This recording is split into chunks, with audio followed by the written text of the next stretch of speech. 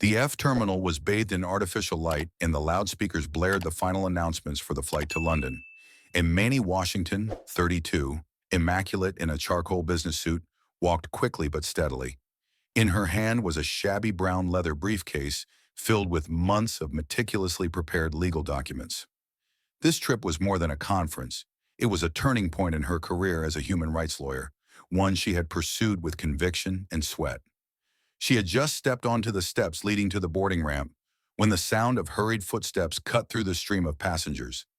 "Manny Washington!" a dry voice called out. She turned. Two uniformed airport police were approaching, parting the crowd as if to cut the space in two. One was tall, red-faced, with a gray mustache, Officer Miller. The other was thin, with razor-sharp eyes. Davis. They both stepped forward as if they were about to arrest a dangerous man. "Stop! Don't move!" Miller shouted, his voice booming over the loudspeakers. Imani paused, eyes wide. "What's going on? I'm about to go to the third." "Put your hands up, now," Davis ordered, his hands on the handcuffs. "Excuse me." She frowned, but her voice remained calm. "I'm not. You're under arrest on suspicion of terrorism. No resistance." Miller spoke as if he were announcing the verdict, making sure the crowd heard every word. The shock was like a slap in the face. "Terrorism? No, no way. Shut up," Miller growled, the dry metallic click of the handcuffs closing around her wrists, silencing any defense. She didn't fight, just stood there. The crowd stopped, buzzing, phones raised to film furtively. It all happened in seconds, but it felt like hours. She was spun around, her back hitting the glass, her high heels slipping precariously, almost falling. Her face was hot, but not with anger, with humiliation. The looks, some sympathetic, some suspicious, some indifferent, were cold knives. "This is a mistake," Imani gasped, but her voice remained strangely composed. "I'm a lawyer. I have a right to know why I'm being held." "You'll know when we see fit," Davis said, his lips curling into a cruel smile. "People like you," he muttered, just loud enough for her to hear, enough to make her heart clench. Miller grabbed her arm, pulling her back, against the flow of people boarding the plane. The Boeing 777 was still humming, preparing to take hundreds of people to London. But for her, all the doors had closed within minutes. The procession moved through the long, cold corridors of Atlanta International Airport.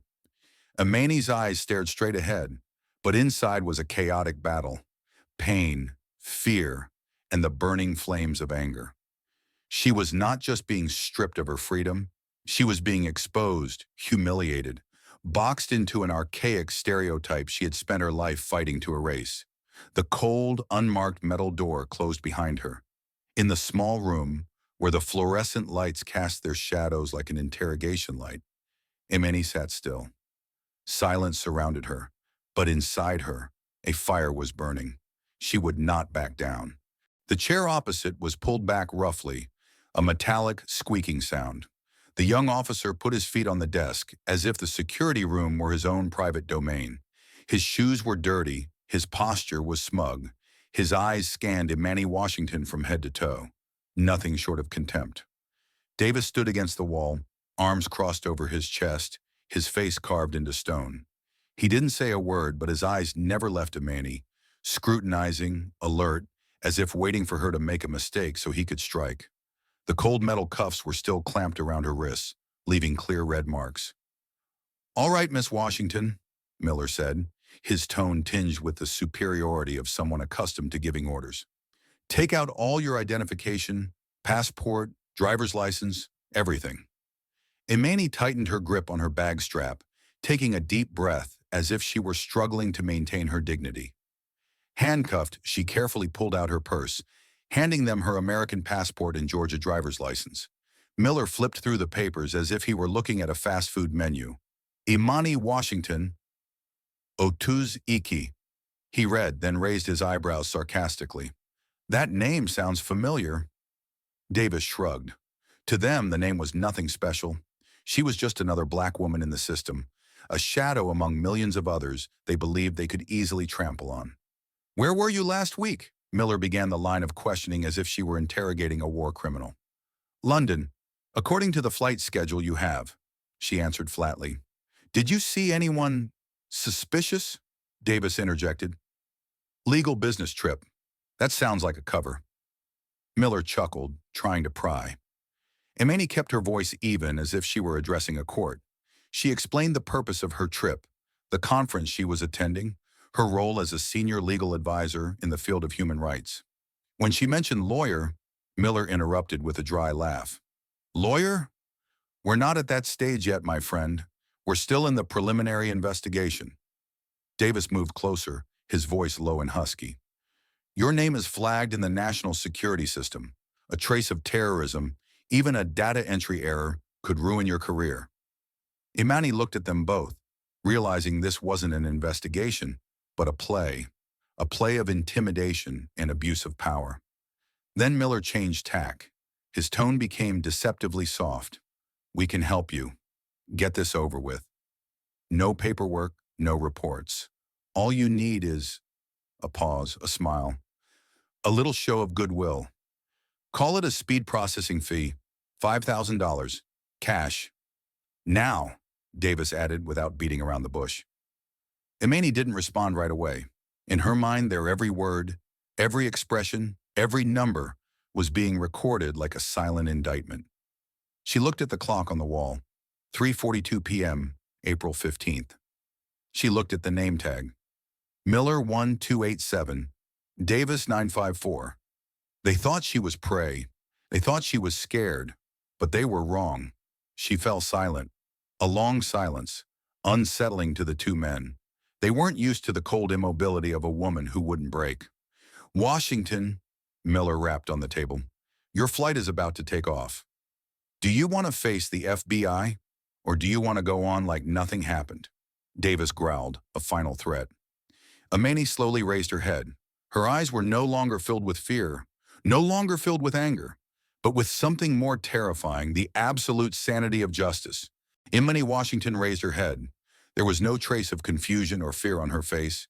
Instead, there was a chilling stillness, a presence that made the air in the room seem to thicken. She looked straight into Officer Miller's eyes, then turned her cold gaze to Davis. Her voice rang out, not high, not urgent, but clear and steady, like a knife cutting through the thick tension in the room. Before I consider your generous offer, she paused, emphasizing the last word with an almost sarcastic smile. I would like to hear both of your full names and badge numbers again. This time, speak slowly and precisely. The request made Miller and Davis freeze. They exchanged a moment's glance, bewildered. Why did she need this information now? To stall for time? To take notes? Or just to assert control? Miller frowned, his voice laced with irritation and defense. Officer Brian Miller, badge number 1287, he said. And this is Officer John Davis, 954, Atlanta Airport Police. Is that enough? Absolutely, Imani said quietly. She took a deep breath, then slowly stood up, her hands still cuffed.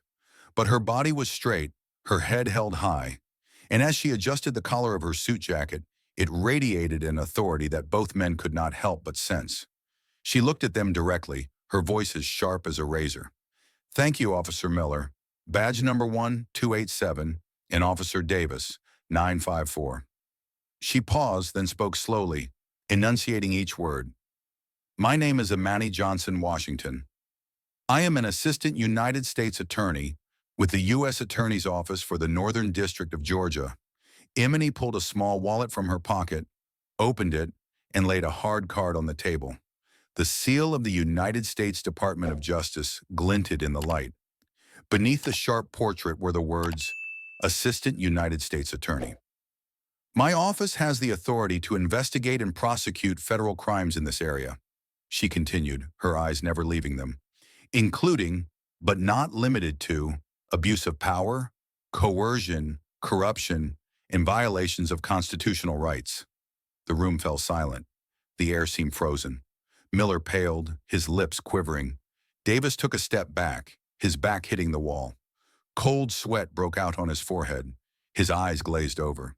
They were both suddenly exposed, no longer the ones in control, but the officials who had dug their own graves. Imani stepped toward the table, each step as heavy as a hammer on a courthouse door. Her voice was low and hard. I never joke when it comes to the law, and certainly not when it comes to a violation as serious as this, she ordered, not raising her voice. Both of you, stay where you are. Do not touch the radio, the phone, or any weapons.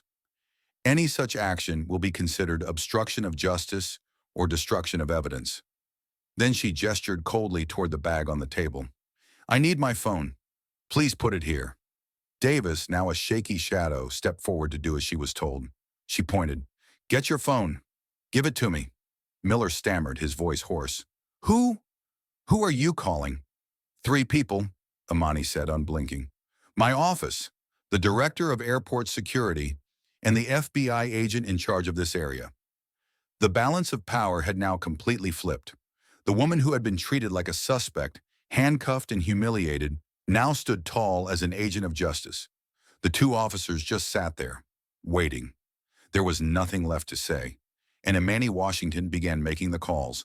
Calm, pointed, not a word wasted. Every word she said, every piece of information she gave, was a hammer blow to the coffin of the careers of 2 men who had just tried to blackmail a federal prosecutor. Miller and Davis stood as still as statues as the order was given. Surrender your badges, weapons, radios, and police IDs. At once, Captain Thompson ordered, his voice echoing through the room like a sledgehammer. No one needed to be told. Miller's hands shook so much that he dropped the radio as he removed it from his belt. His face, which had been red with shame, was as pale as if the blood had drained from his body. Davis bowed his head, sweating profusely, looking as if he were about to collapse. They dared not raise their heads, let alone look at anyone else in the room. You are both suspended indefinitely while a full investigation is conducted, Thompson announced, his gaze sweeping coldly over them. Your actions are a disgrace to the Atlanta Airport Police Force. There will be no tolerance. Miller opened his mouth, searching for an excuse. His voice broke, lost in despair. Miss Washington, please, please believe me. This is a misunderstanding. We didn't mean it, Davis interjected, his voice trembling. We're so sorry. Please, just give us a chance. But Imani Washington didn't back down. She stood there, her back straight, her steely gaze freezing any pleas. Her voice rang out, slowly, each word like a knife cutting deep. You handcuffed me in front of hundreds of passengers. You falsely accused me of being a terrorist. You dragged me into a private room and demanded $5,000 to release me. This is not a misunderstanding. This is abuse of power. This is racism. This is a crime. No one could say anything. The silence was as heavy as ashes. Any hope of forgiveness in the 2 men's eyes had gone out. You will face the consequences to the full extent of the law, she finished coldly. 2 other officers stepped forward, escorting Miller and Davis out. They were ghosts, no longer the proud cops from half an hour ago, but 2 defeated men, heads bowed, shame to the core. A moment later, FBI agents and internal affairs investigators entered. No hostile glances, just cold professionalism. They bowed their heads to Imani, this time out of respect. We need a formal statement, Ms. Washington, one agent said. Imani nodded. She was not just a victim. She was a federal prosecutor. And now she was in the right place to use her voice. She recounted every detail, precisely, coherently, and razor sharp, from the moment she was stopped in the elevator to the moment she was blackmailed in the locked room. She emphasized this was systematic, not random, not a one-off. The formal investigation began. Security cameras, radio logs, airport witnesses, all the evidence was collected. What Imani said, every detail, was confirmed. There was no report of a terrorist suspect, no security alert, only prejudice, only power distorted by discrimination. A few weeks later, the internal investigation was released. Miller and Davis were charged with serious violations of professional ethics and federal law. They were fired immediately. Their police powers were revoked. But that was only the beginning. As part of the federal justice system, Imani did not let the case end at the administrative level. The U.S. Attorney's Office, a group of independent prosecutors, took over the case. After reviewing all the evidence, a federal indictment was filed. Extortion, using the power of the state to demand a ransom.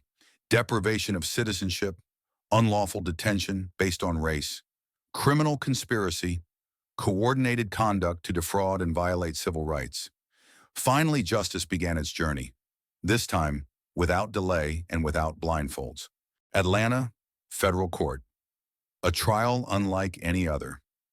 The case quickly garnered local media attention because of the seriousness of the offense and the unique status of the woman who testified, Imani Washington, an assistant federal prosecutor who now appeared before the court not as a representative of the law, but as a citizen who had been trampled by the very system she had devoted herself to protecting. Prosecutors presented a compelling case: security camera footage, airport police personnel reports, testimony from independent witnesses, all pointed to one clear fact. Imani had been targeted, treated harshly, and asked to pay $5,000 to solve a non-existent problem. The heart of the trial was Imani's own testimony. Without her usual prosecutor's jacket, she took the stand with an uncharacteristic calm, but each word cut into the complacency of the law enforcement system. Without drama, without a single forced tear, she recounted each detail with cold precision and the raw emotion of a woman betrayed by those she once trusted. The courtroom crowd fell silent. The jury listened without blinking.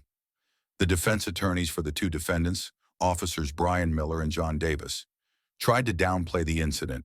They called it an unfortunate mistake, work pressure, and a complicated process. They suggested that Imani, in her role as a law enforcement officer, may have blown it out of proportion for personal gain. But that argument fell flat against the facts in Imani's consistent, unwavering demeanor. After a 4-day trial, the jury took less than 3 hours to reach a verdict. Both officers were guilty of abuse of power, extortion, and discrimination. Weeks later, at sentencing, a federal judge made no secret of his outrage. No one is above the law. Those in positions of power, especially in the administration of justice, who betray the public trust, should be punished severely and make an example of themselves. Brian Miller and John Davis each received 7-year federal prison sentences. But for Imani, it was more than a legal victory. It was a personal and social milestone. The incident shook the Atlanta community. Airport police were forced to overhaul their procedures, increase oversight, provide unconscious bias training, and institute safer reporting mechanisms. For Imani, the harrowing experience did not break her. On the contrary, it became a powerful motivator. She returned to work more resilient, more sensitive, especially in cases involving civil rights violations and abuses of power. She not only understood the system from the inside, but also felt the pain of those who were hurt by it. Her story is not just about justice being served, but about a society awakening. It is a reminder that anyone, powerful or not, can be a victim, and that justice does not always come automatically. Sometimes it must be won with courage, persistence, and an unwavering belief that the truth will eventually speak.